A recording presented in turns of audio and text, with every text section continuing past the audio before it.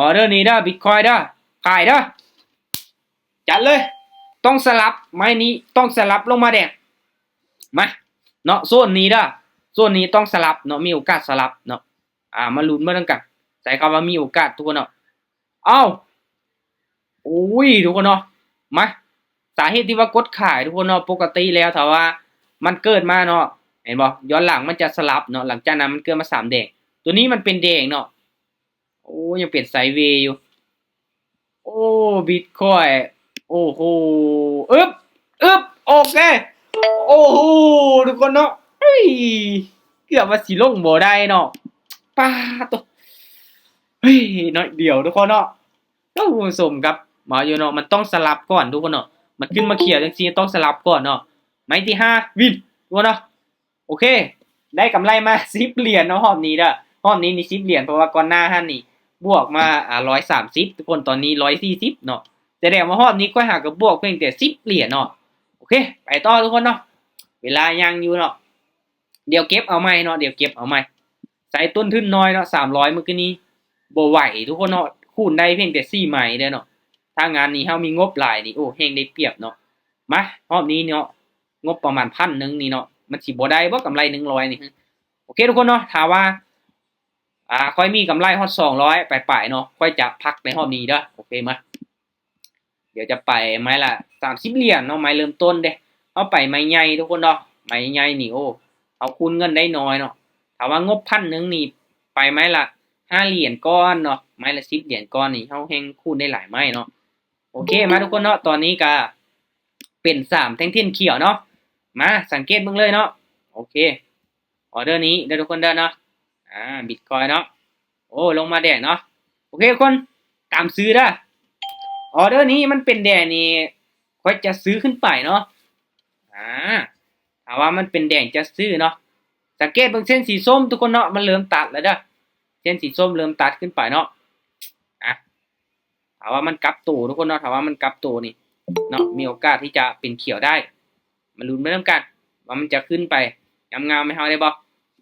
บายลูกโอ้ทุกคนเนาะถ้าว่านิ่งแบบนี้ค่อยก็ยอมเลยเนาะบ่ไปเลยเนาะเอาจังได๋นิ่งกิ๊บเลย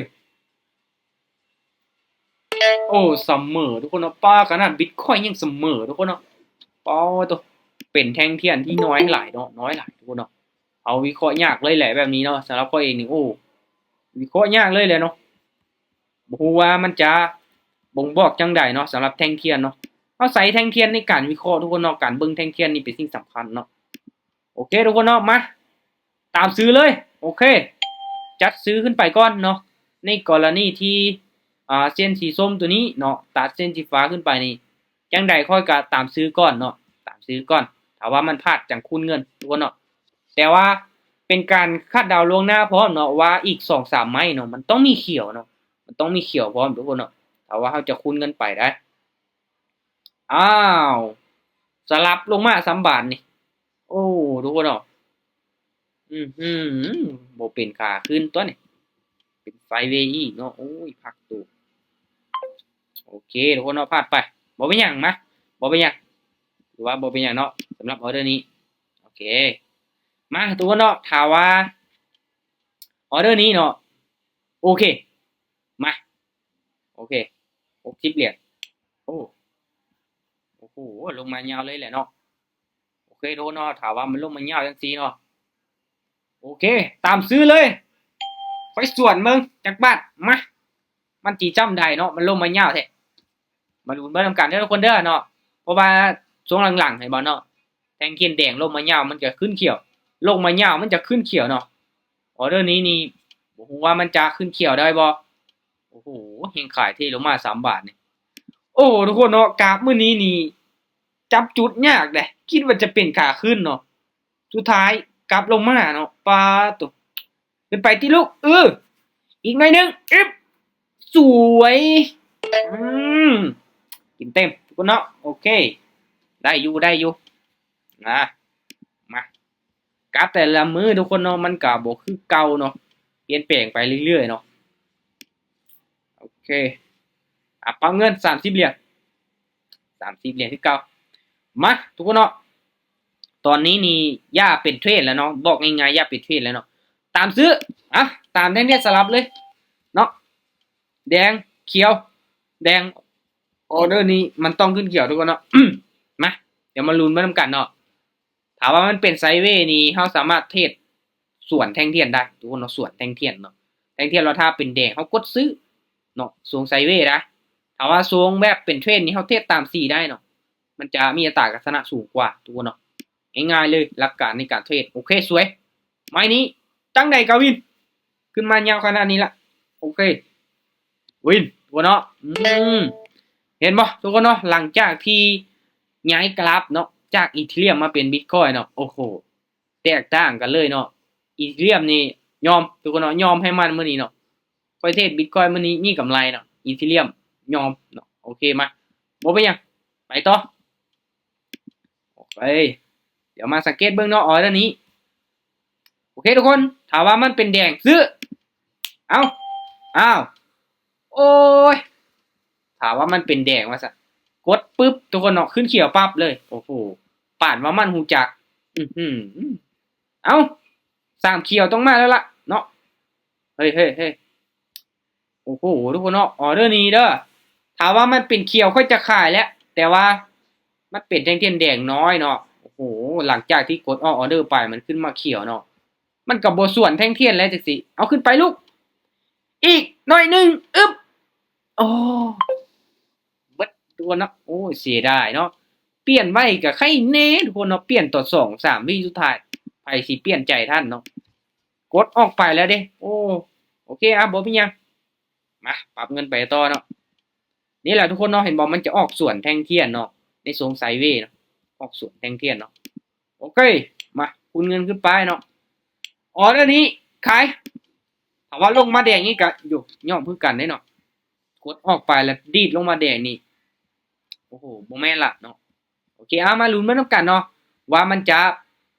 ลงมาแดงได้บ่เนาะถ้าว่ามันเป็นไซด์เวย์นี่มันจะลงมาแดงเฮาได้เนาะหรือว่ามันจะออกตามสีเนาะ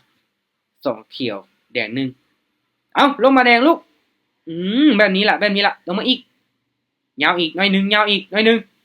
ลงมา4 3โอเคสวยไม่บ่เป็นปัญหาทุกคนเนาะถ้าว่า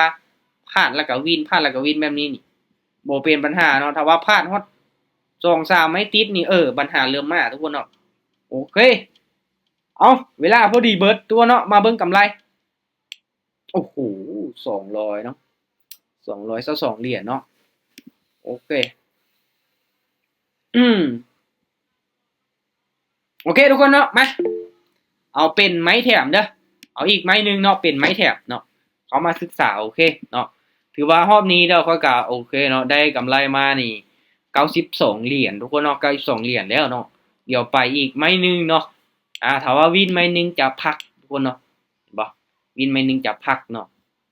พลาดไป4ไม้ทุกคนเนาะในการเทรดอีเธเรียมเนาะหลังจากนั้นมาบิตคอยน์เนาะเห็นบ่วินไป5ไม้พลาดแต่2ไม้เนาะโอ้โหแมนเทศบิตคอยตั้งแต่ทำอิทก็ถือว่าดีละทุกคนเนาะโอเคบ่มีหยังมาเอาเป็นไม้แถมทุกคนเนาะไม้นี้เนาะเอาวินอีกไม้นึงเขาจะพักเดี๋ยวทุกคนเด้อโอเคมาลุ้นมานํกันเนาะออเดอร์นี้เป็นออเดอร์สุดท้ายของเฮาได้บ่เนาะโอเคทุกคนเนาะออเดอร์นี้เด้อถ้าว่ามันเป็นแท่งๆแดงเนาะโอเคซื้อเลยซื้อตามซื้อเลยบาทนี้เนาะตามสีเลยออเดอร์นี้โอ้โหแห่งซื้อมาหลายทุกคนเนาะออเดอร์นี้นี่อ้าวโอ้โหทุกคนก็คิดว่าแห่งซื้อมาหลายมันจะขึ้นไปเขียวต่ออีกได้เนาะโอ้โหออเดอร์นี้ค่อยตามเนี่ยทุกคนเนี่ยค่อยตามสีมันเนาะป้าโตแม่นเฮาส่วนสีแท่งเทียนกะกำไรงามแล้วเด้เนาะโอ้โหกลับลงมาเองเนาะออเดอร์นี้ตัดสินใจผิดตัวเนาะโอเคไปอีกวินไม้นึงพักเด้อทุกคนเด้อวินไม้นึงพักเนาะโอเคโอ้แม่นส่วนสีแท่งเทียนนี่กลิ่นงามเลยเนาะนี่แหละทุกคนเนาะการตัดสินใจของเฮากะถือว่าเป็นสิ่งสำคัญทุกคนเนาะ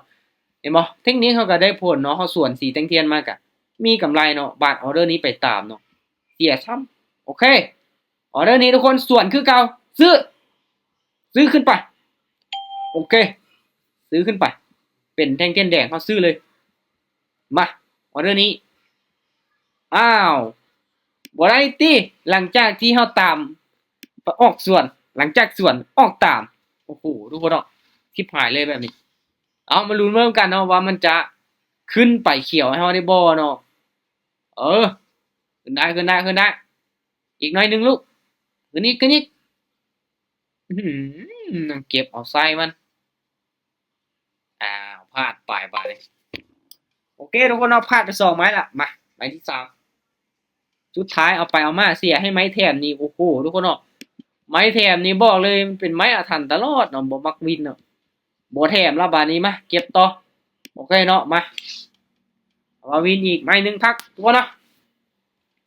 เอามาลุ้นมาน้ำกันออเดอร์นี้โอเคซื้อเป็นแดงซื้อเลยสีแดงเขียวหนึ่งมันต้องพักตัวได้ออเดอร์นี้ต้องพักตัวได้มาแต่ว่ามันลงมาแดงทุกคนเนาะส่วนหลายแล้วเนาะแต่ว่ามันเป็นสีแดงจริงๆมันต้องพักตัวเนาะคิดว่าจะเป็นขาขึ้นเนาะสุดท้ายลงมา3 บาทนี้เนาะเป็นเท่งขาลงมาแบบงามเลยเอาจังใดลูกขึ้นเขียวติจักสันละบ่อุ้ยมันยากมันซ่าทุกคนเนาะขึ้นเขียวแล้วก็แล้วเอาทุกคนวินออเดอร์นี้ปีมีติ้งสวยเดี๋ยวเบิ่งกำไรรอบนี้เนาะโอ้โหกำไรมา116 เหรียญทุกคนเนาะมื้อนี้ทุกคนเนาะบวกมา246 เหรียญเนาะโอเคถือว่าประมาณนี้เนาะได้น้อยแต่ว่าเท่ากับบวกทุกคนเนาะขอเพียงแต่ให้เขียวทุกๆมือเนาะโอเคทุกคนเป็นยังไงสำหรับวันนี้เนาะหวังว่าจะได้ความรู้เทคนิคดีๆเนาะเอามาศึกษาถือว่าเป็นการดีทุกคนเนาะโอเคเวลากะพอดีเบิดทุกคนเนาะถ้างั้นกะถือว่าขอบใจทุกคนที่เข้ามาร่วมเด้อเนาะกะอยากให้ทุกคนตั้งใจศึกษาเนาะในการลงทุนในวงการเทรดนี้มันค่อนข้างที่จะให้ผลตอบแทนสูงเนาะแต่ว่าความเสี่ยงกะตามมาก็สูงคือกันเด้อถ้างั้นก็ต้องได้ศึกษาวางแผนดีๆมีเทคนิคที่ตัวเองมั่นใจทุกคนเนาะฝึกฝนเนาะฝึกเทรดอยู่ตลอดเนาะฝึกเทรดให้มันหลายเนาะเพื่อเป็นการที่ว่าเฮาสิ้นเนาะเฮาลืมเกยเนาะเฮากล้าเฮามั่นใจทุกคนเนาะแต่ว่าเฮาบ่ฝึกฝนเนาะโดนๆเข้ามาเทรดเนาะบอกเลยใจเต้นตึบๆๆเลยเนาะในการกดออเดอร์ทุกคนเนาะอันนี้เนาะประสบการณ์ค่อยเคยผ่านมาล่ะเนาะอยู่กับวงการนี้มาโดดทุกคนเนาะงั้นก็โอเคทุกคนเนาะสำหรับ